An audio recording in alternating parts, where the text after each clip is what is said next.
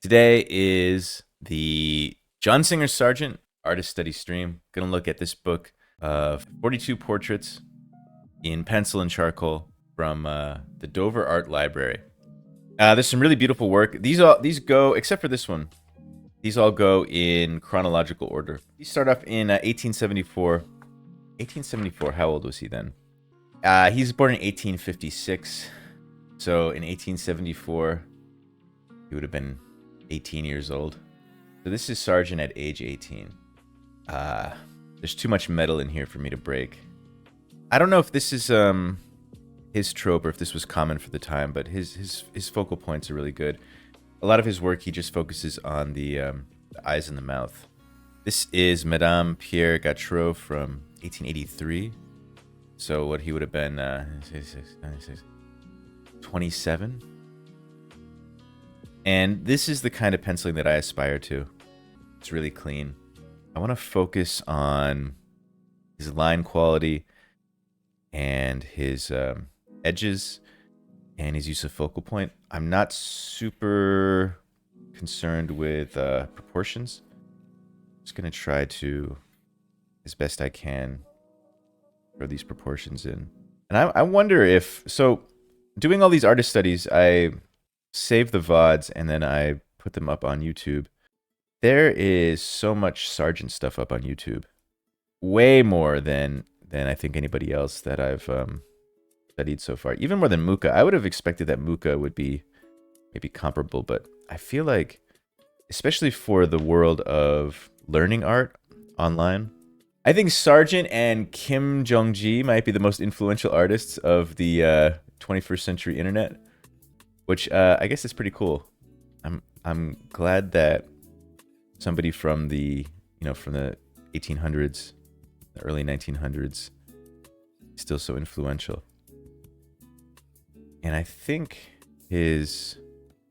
I was thinking about, like, so last week I did those studies from the Landon School, which was from 1908 onward, and Landon and Sargent would have overlapped, because Sargent, I think they said he died in 1925, and like a lot of the drawings in here that we'll look at later are contemporaneous with Landon. So I wonder if there's any cross pollination. I'm assuming it would have been mostly Sargent to Landon, but I'm not sure. I like thinking about not just the individual artists, but also the context of the time, and trying to fill in like a more fulsome picture of what was going on at the time. Seeing like, okay, Sargent was like at the height of his powers probably in 1908, and then we have all of the greatest kind of illustrators and cartoonists from the 20th century kind of starting out, learning their thing. And they must have looked at Sargent. And I think I said it last time, I feel like he gets as close as you can get to caricature without becoming caricature.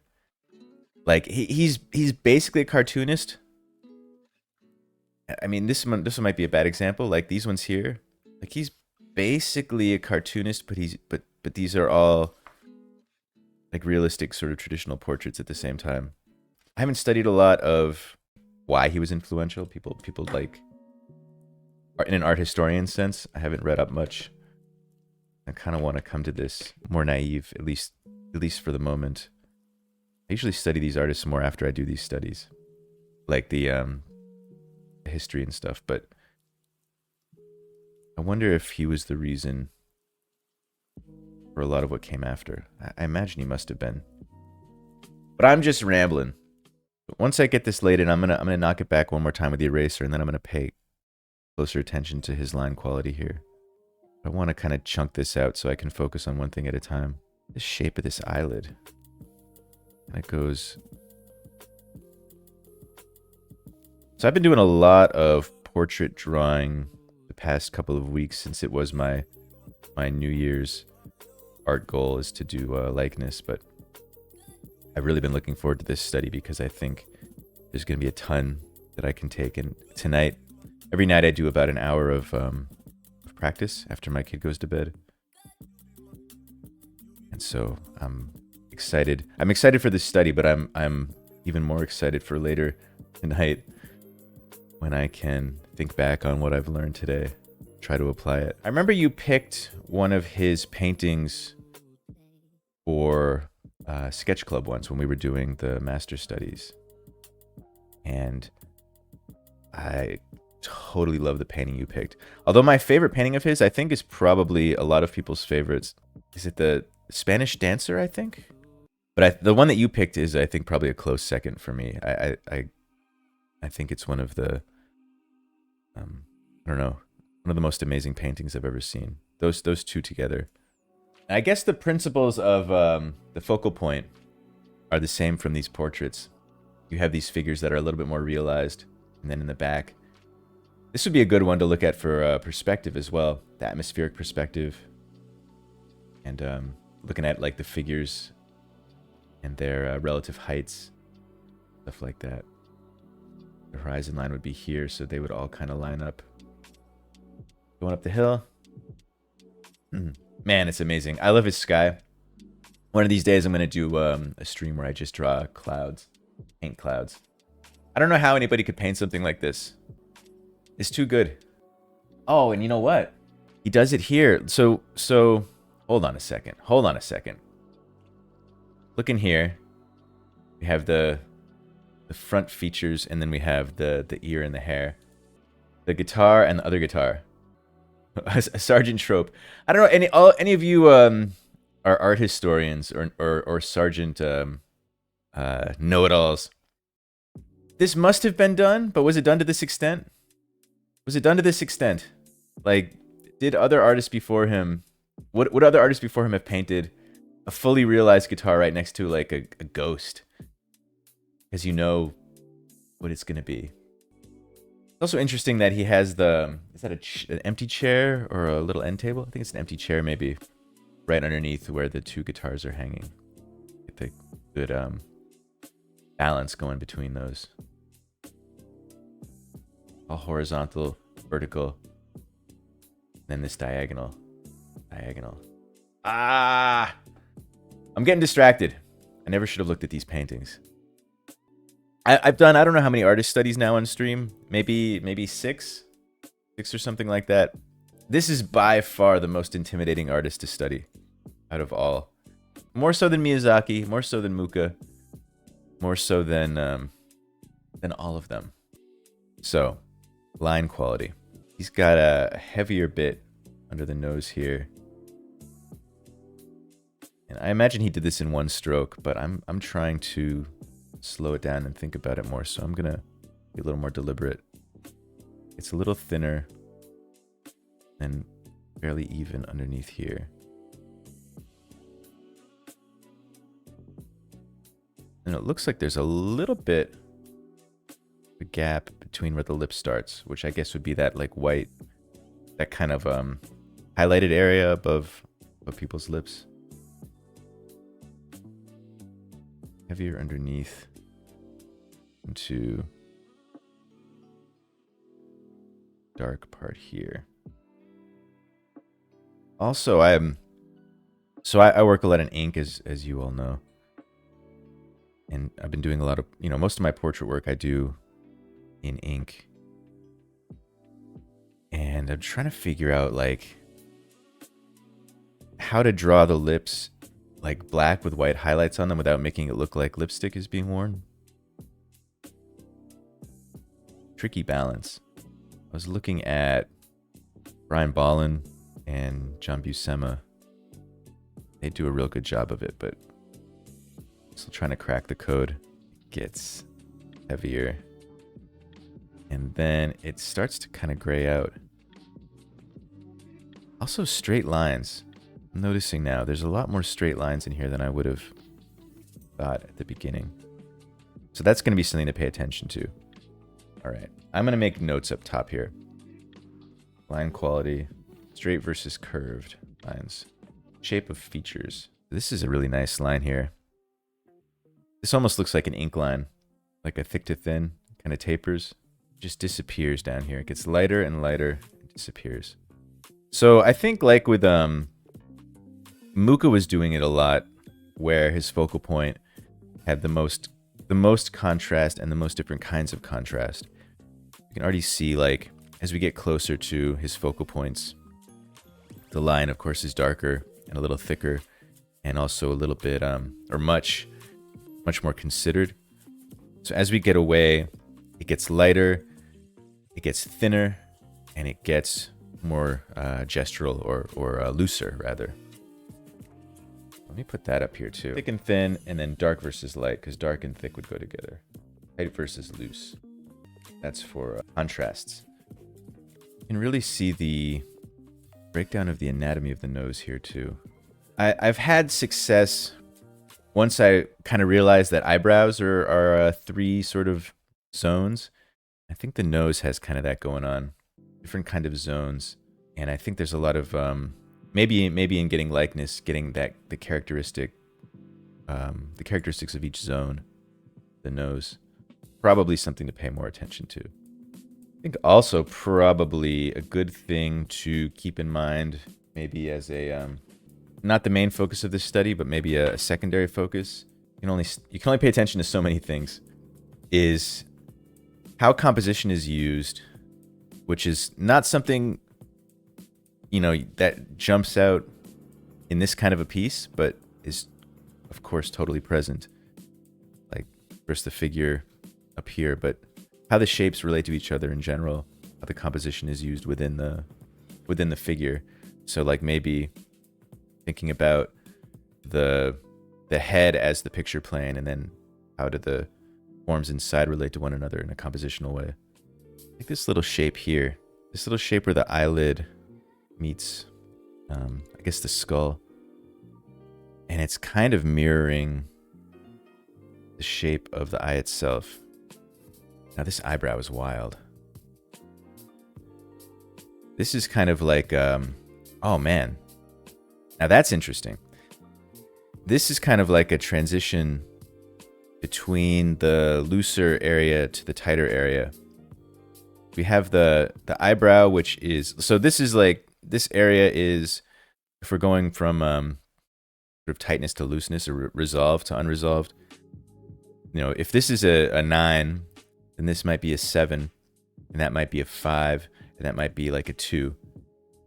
Have this kind of, this transition from loose to, from this category to this category. It's gonna be tough to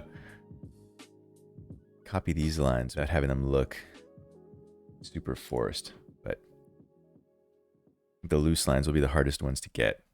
Let's try to get the spirit of them rather than an exact copy.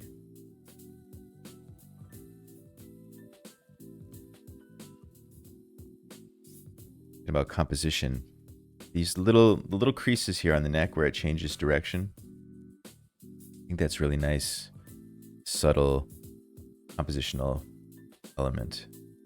As the eye moves in and around here, come down, and these kind of point you back up. I think I want to emphasize this change of direction a little bit more. It's a much sharper transition. And it also builds, it's another tapered line.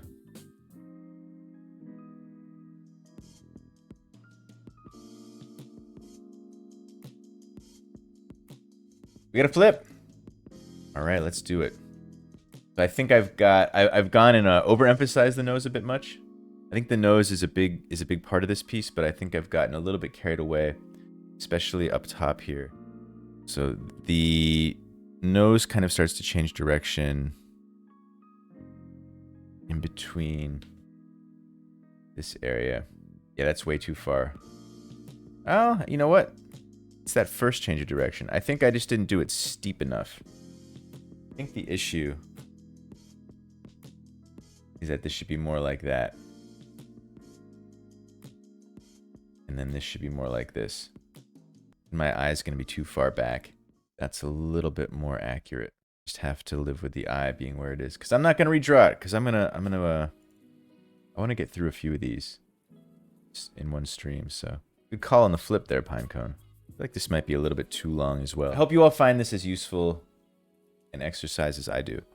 I think I say it every stream, every study stream, but doing this, if you're an artist, is one of the most important things you can do. It's like a hack. Like this will level you up faster than almost anything else you can do. Because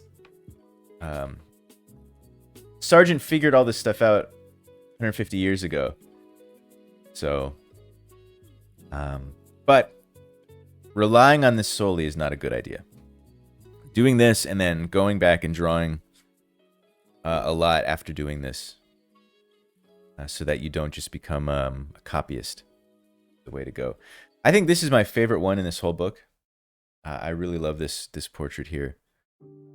To me, this has it feels so, there's so much life to it, and it's interesting too because it's just a straight on. Interesting, like this is just a straight on profile as well. A lot of these are like that, a little bit different, but like the 3/4 ones tend to have, I don't know, they tend to be more dynamic, but this one is a straight on front view, and there's so much dynamism to it. These quick kind of hatch marks in the background, the again, that focal point here where it kind of just fades out. The structure of this nose, man, his noses are so good. This thing feels so 3D, and it looks so simple. I think one important thing in drawing from any subject, whether it's from life or from picture, is not having a lot of space in between. I just get a bounding mark for the top here. I'm gonna go to the hat. Like I said, you can do this to measure, but I'm at because I'm streaming. I don't want to get my stupid head in front of the camera here, so I know I would mess it up. There's some distortion from the perspective, so it's a really subtle slight tilt, isn't it?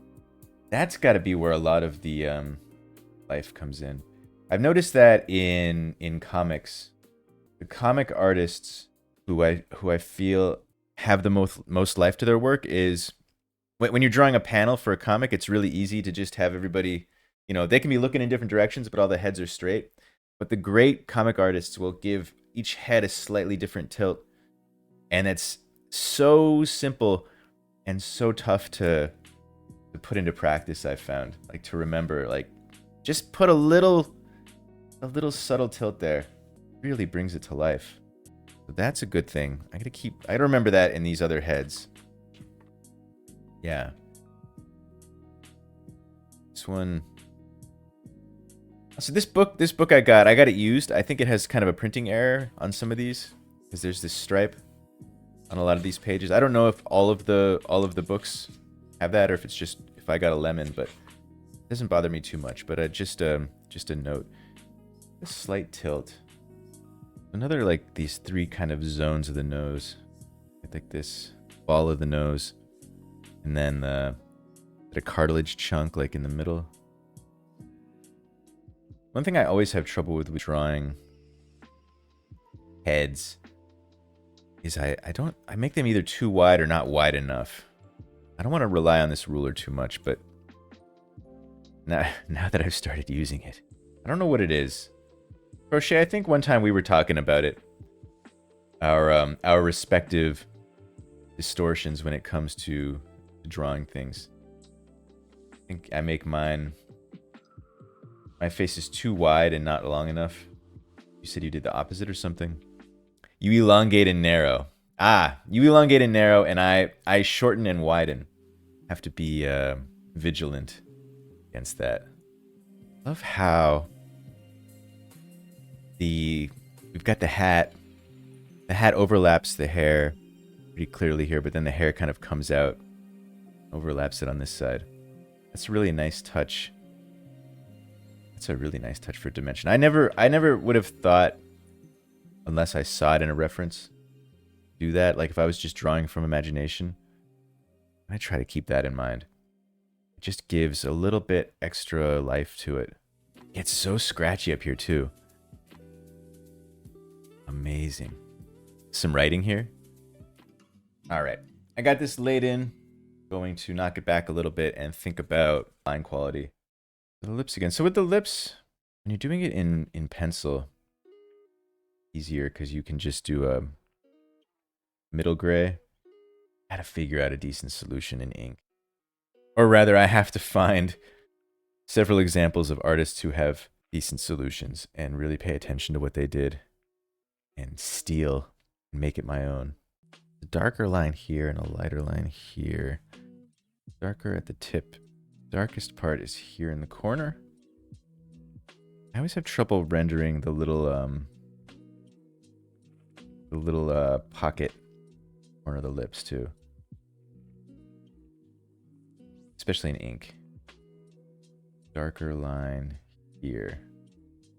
And then it kind of drops out a little bit here and then finds itself again on this side.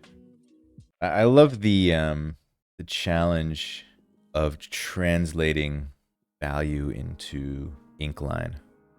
Apparently it was a big problem. There's a comic book artist from the 70s, I think, called Gene Colan.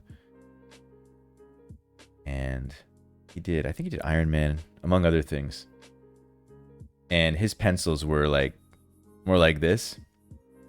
They were shaded with value rather than line, and so his inkers always had trouble trying to translate his work into ink. It's an interesting challenge. Get this really subtle reflected light here. Almost gets lost over here. It's heavier on the outside under the eyelid.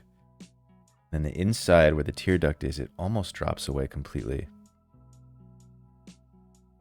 It picks it up a little bit, coming back. Drops away again. Uses the bottom of the iris to denote the lower lid. Picks it up again a little bit in the corner.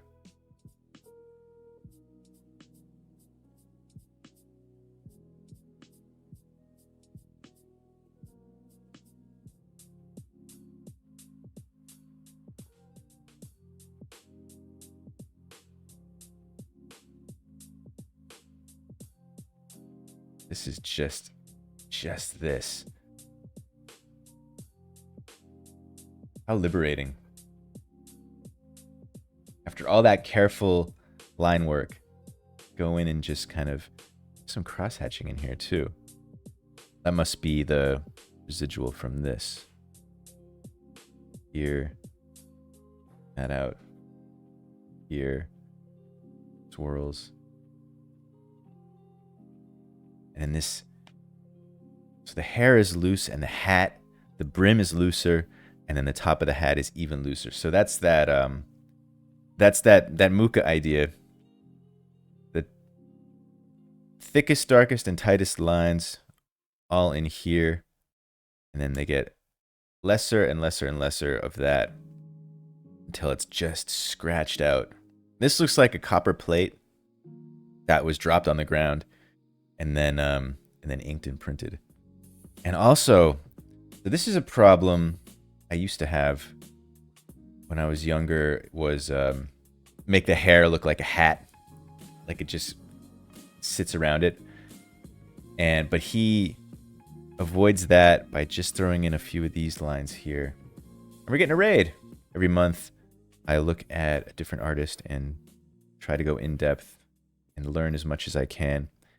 Take whatever I can from their brilliance and absorb it into my own. Like an artistic Borg. Persistence is not futile. I think that's got to be the saying. I should have used a softer lead. That's another saying. Just these loose lines up here. Then I like this patch back here. So this kind of curves in, providing, I guess that would be the top of the brim. But also, again, as with this one, it's kind of a nice transition, nice kind of portal jump from here to these, which have a similar direction. I've made a mockery of his scribbles. What I should have done was, I guess these are back and forth. I made them too crappy. More like that, like this. I'm only doing portraits today, like face portraits. I would love to draw that at some point. Oh, this is the same Madame Pierre Gautreau. This line actually looks like it goes into... Oh, no, it just crosses on here.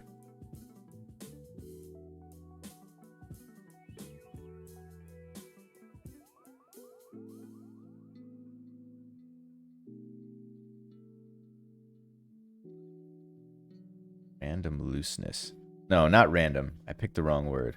Some stream of consciousness looseness maybe is a better way. I like that this dark line ends and there's a space here. There's a little bit of a hint of the neck. Then there's this lost bit. And again, as with this one, I think, using a little bit of this down here to move the eye back up, kind of creating a little frame, these directional devices pointing up. So that's a bit of that composition.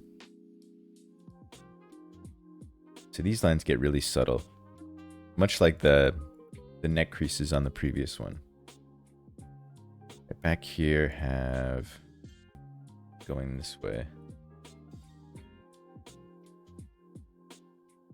And then, oops, that darker.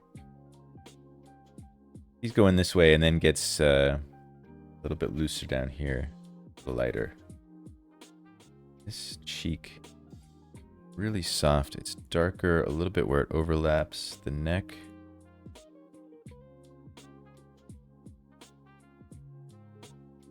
And then this background kind of turns into shading here. But the background has a directionality to it, has these lines, and this is much softer. The directionality comes back at the top. And this must be... So my first thought was, oh, he must have gotten a little bit too excited and went over, but actually I think it would have been... Or it would have been darker if he had done that. I think this must be, or might be, rather, a way of transitioning from forehead to the under the hat, or vice versa. Of keeping this same background value, the rest of the face here. Just throwing in some of that directional line to match the directionality of this shading. Kind of a little bridge. Eyes a little too close now. That out a little.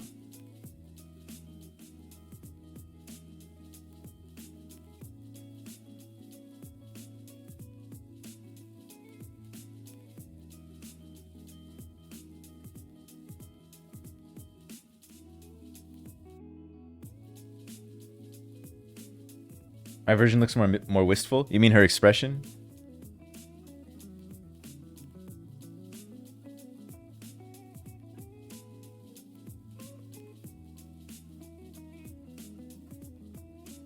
Nice subtle horizontal hatching here.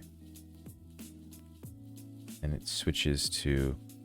Oh, so he's handling the directionality, his hatching on the ball of the nose is different than the directionality on the bridge. And then when he gets up here, what is this, the glabella? That's what it's called. It's like the keystone bit here turns into this diagonal motif. I wonder if this is just a hint of a Terminator? Showing, or did it just showing the corner where plane change happens. A little highlight on the edge here. Not a whole lot. Subtle line here. I wonder if that was a construction line. And then not a whole lot of directionality down here. Almost the tone of the paper, just a little bit darker it looks like. Her name is Nettie Huxley. Was she... Now, of course, the only Huxley I know is Aldous, but I guess he would have been generation beyond. Maybe she was the grandmother or the mother of Aldous Huxley. He did draw some other artists in this book. drew a really great portrait of Edwin Austin Abbey, who was great illustrator, I believe. Now, subtlety is not something that is present in a lot of my art. I'm trying to get better at that. So this is a good opportunity for that as well. Not a lot of subtlety in black and white woodcut, generally speaking. Now, getting likeness of a likeness. I wonder what's more difficult. I wonder if it's easier to capture the likeness of a drawing of somebody or to capture the likeness of that person. On the one hand, in the drawing, everything's already figured out. The likeness is you know, if it's Sargent, of course, the likeness is there. Just have to do what he did.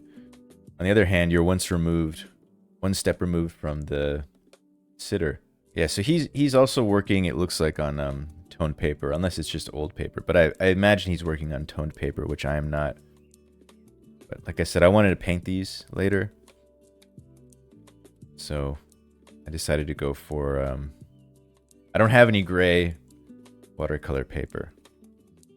Shape of this nose is fantastic. I really am liking how he's doing these noses. I could probably do a whole month of streams where I just drew Sargent noses. Wouldn't that be thrilling for to watch? It was Aldous Huxley's grandmother. Well, look at me. How about that, everybody? Why didn't you clip that one, Emma? All right. I feel like I've taken this one as far as I'm going to. Time for one more. Let me see. List, but just flip through. Let's flip through these a little bit. Edwin Austin Abbey. Oh, this is a self-portrait here. There's Sargent. Little known fact. So Nettie Huxley was Aldous Huxley's grandmother. John Singer Sargent was the great-grandfather of Sergeant Slaughter. A lot of people don't know that. That's why he was such an artist in the ring and outside of the ring. Puff angle. It's great. Just the underplane of that nose. Chin. Oh, man.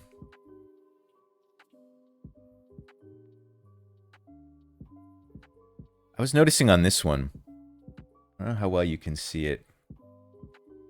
It's all real soft, all value, but then he's got these like lines, these hard lines that just kind of make a rhythm throughout. There's like one here, and then there's like a softer, but still a line for the edge of the face.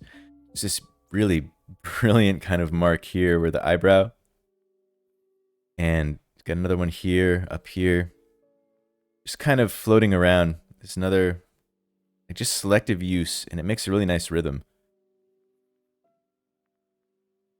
Here. Kind of sfumato maybe. The face is kind of coming in and out of the background space. And those lines help to give it a little pop and a little bit of movement. And it's interesting. So like portraits, they can like they can look stiff and kind of still. Get so much energy in these.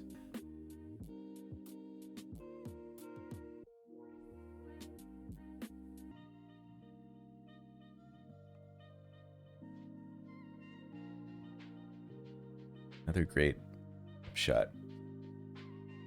William Butler Yeats. That's the poet, I think, right?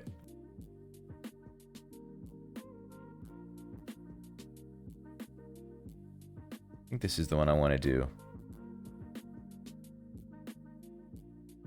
This guy. So again with the nose, like, this is a straight on shot, but you can feel the protrusion.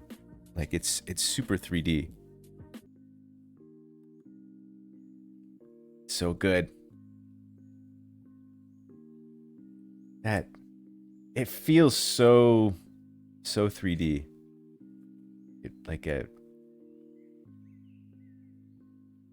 Mash all of my drawing tools.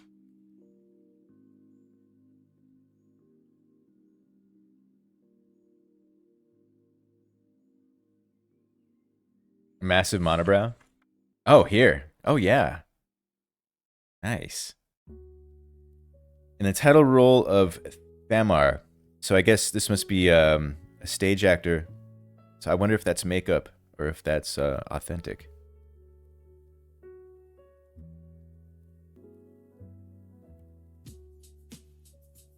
I like this one a lot too.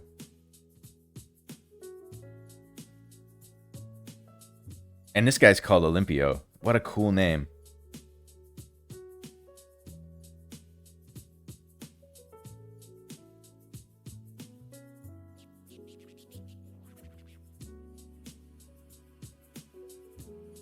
Interesting to compare. This one he did maybe 35 years earlier. This one. Well, not, I mean, this one I just drew a few, like an hour ago. But you know what I mean. This one. This is from 1883. And this is from 1916. However many years that is.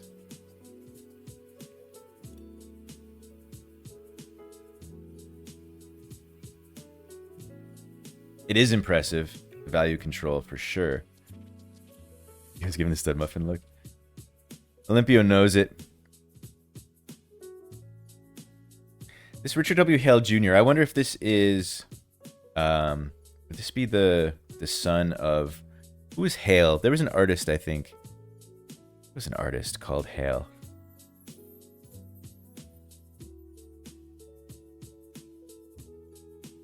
And this is a really interesting one from 1918. Experimental. I do like that it looks like he drew his first circle here and then decided it was too small and drew another one around it. But what a nice experiment that is. Look at those hands.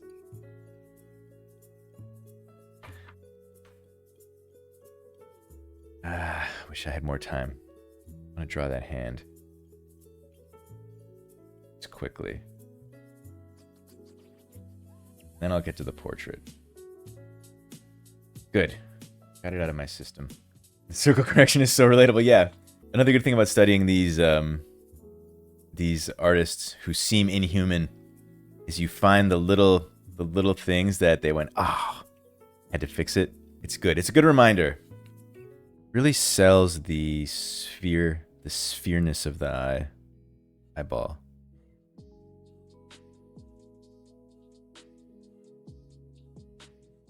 So the other two that I did here, these were both done in pencil by Sargent. This one is charcoal. That's how he gets these really... I really love the... whatever is going on here.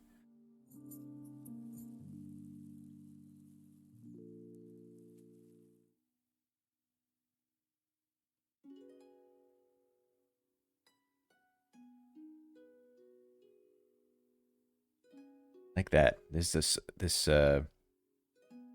kind of this word motion for this clump of hair. Then there's just a couple of strands going in the opposite direction. Nice touch.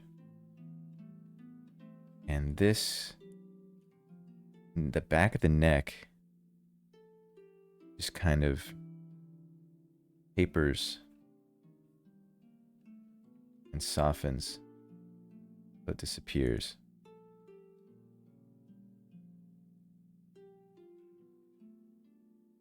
Doesn't get picked up again until quite far down.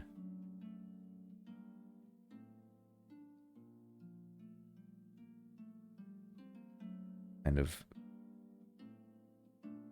lost edge finds itself down here.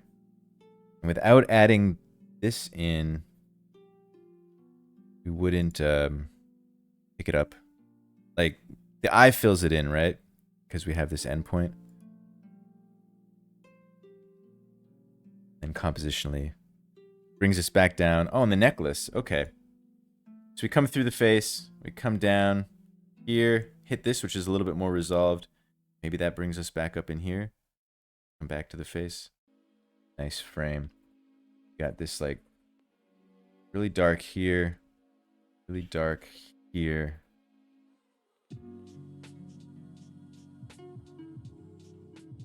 Kind of transitioning up. Oh, there's a nice rhythm. This here, and this here. And then countered by this. This is kind of 3 backwards C's getting smaller each time and countered by this opposite shape.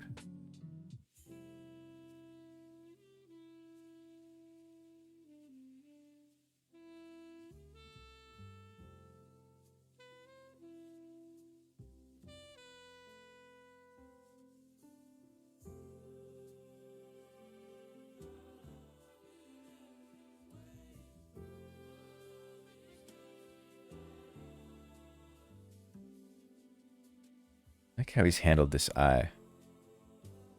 I have one line for the edge of the eye, another line for the edge of the iris, and then this like shape here, leaving out quite a bit in the middle. So we get this soft, drops out a little bit here. Then it gets real heavy next to it. That's interesting. It's all really soft and subtle, and then picks it up heavy just for the round part. We lose some again underneath.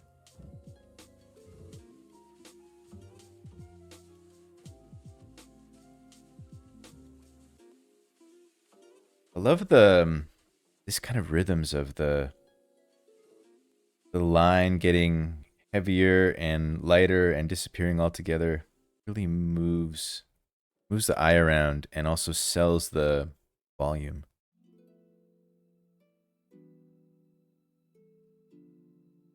I love that there's nothing going on for most of this nose either. It's just the nostril. It totally disappears here.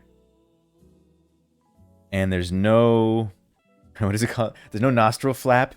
It's completely gone. There's nothing at all going on in the middle of this. Really great. Although I like the construction of this one is fantastic. The construction is all there, but he's really pared it down. It only appears again when the hair comes in behind it. He's too genteel for nostril flap.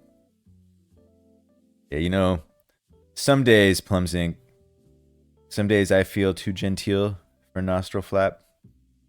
And some days I feel like 4 or 5 nostril flaps, you know? You know what I mean?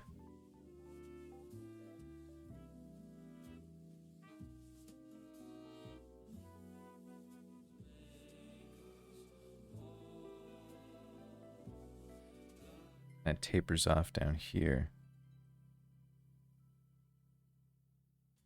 I would like to know how long it took Sargent to draw one of these compared to how long it's taking to copy one. Interesting thing to have knowledge of and thinking about, like the cadence that this was drawn at. But I don't know if that information exists. I wonder if anybody knows that. I wonder if there's any video of Sargent drawing, actually. There's like video of Monet painting water lilies. Like it's taken me, I'm going to say 35, 40 minutes maybe. Maybe 35 minutes to do this study of it. Like I didn't have to, there's a lot of stuff I didn't have to work out. Sargent already worked it out.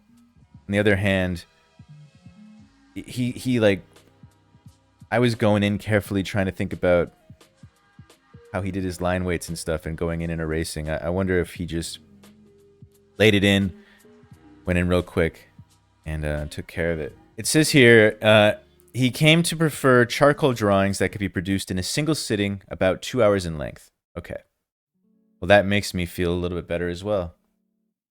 But that's also one of the marks of a brilliant artist. You make it look dashed off. Like you toil over something, but when people see it, it looks spontaneous and dashed off. I think that's going to be it for the Sargent study, for today at least. What did I learn? And what did I forget to think about? Line quality and weight, that was in the front of my mind the entire time I was doing these. Straight versus curved, I picked it up on this first one and then and then it flew out of my head for the rest of these. But I'm gonna try to remember that going forward. And the shape of the features, especially the noses, and the way that he wraps around the eyeballs, really shows this shape here of the upper lid. The way that this comes around here and comes around here. And then his use of directing the eye to the focal point in the areas where the focal point is, not so much in this one actually, but in this one for sure. Using thick versus thin lines, dark versus light, and tight versus loose. Thicker, darker, tighter here. Thinner, lighter, looser as we get further away from the focal point. A la Muka, or Muka a la Sargent, or a la each other, maybe. And thank you for hanging out, everybody. This was awesome. I'll be back Friday, 10 a.m. Taiwan time. That is Thursday, 9 p.m. Eastern in the U.S.